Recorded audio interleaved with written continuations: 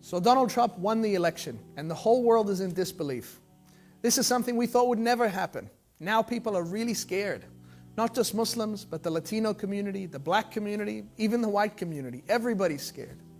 How can someone so underqualified and so openly racist and misogynistic and xenophobic, someone who we all thought represented a small minority, now get the keys to the White House and become the most powerful man in the world?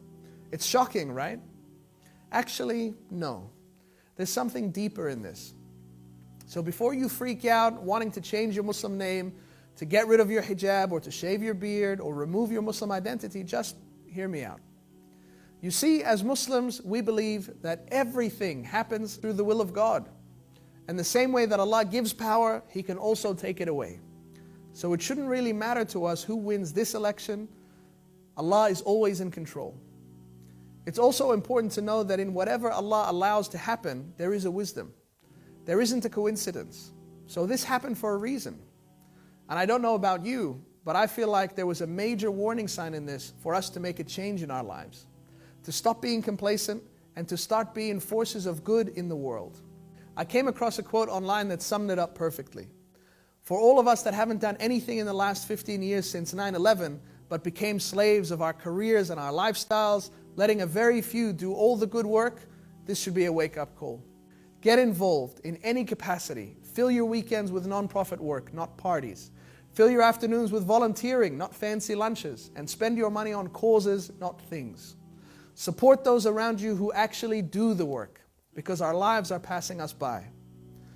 Know that no matter how hard it gets, remember that the Prophet said if the whole world were to gather together in order to harm you, they wouldn't be able to harm you except with something that God had already written for you.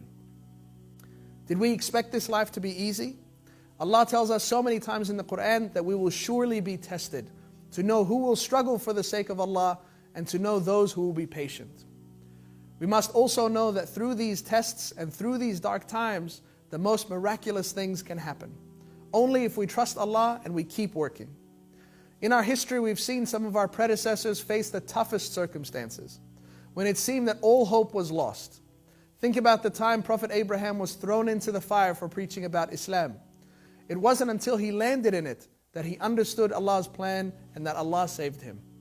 Think about Moses and the Red Sea. When the army was fast approaching, it wasn't until the last moment, after the panic had already set in, that Allah saved him and his followers.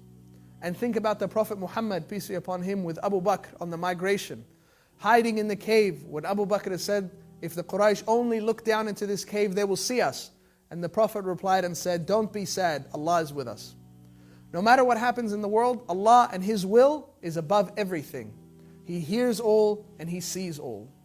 And lastly, if you do feel overwhelmed, if you're tempted to run and hide, or change your name, or take off your hijab, never forget that Allah also says in Surah At-Talaq, and whoever depends on Allah, Allah will be enough for him. It's time to get real about our responsibility to work for a better world, as Muslims and examples for humanity. And to our non-Muslim brothers and sisters, we don't see this as a Muslim struggle. This is a human struggle. We all have to work for a better world together. Peace. Everything I have.